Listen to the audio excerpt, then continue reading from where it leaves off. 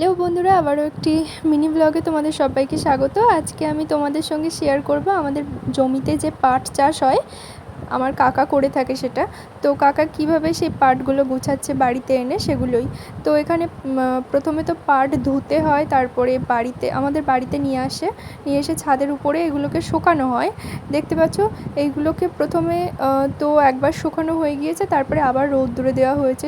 আজকে পাট নিয়ে যাওয়ার কথা আছে বিক্রি করা, সেই জন্যে কাকা এই পাটগুলোকে ভালো করে ওই বস্তা তৈরি করবে আর কি। এই যে নিচে নিয়ে আসা হয়েছে এবং এখানে হচ্ছে পাটগুলো সব খুলে খুলে একটার ওপরে একটা সাজিয়ে ওই বস্তা তৈরি করবে। তো দেখো এখানে কেমনভাবে এগুলো করা হয়। আর এই পাটের কাজ না খুবই কষ্টকর, আর খুব এতে ধুলো ওড়ে, মানে আঁশ যেটা সেটা ওড়ে। আর এখানে পুরোটা কমপ্লিট হয়ে গেছিলো, মোট 4টে বস্তা হয়েছিল। তো আজকের ভিডিওটা এই পর্যন্ত, দেখা হবে পরের ভিডিওটা। বাই।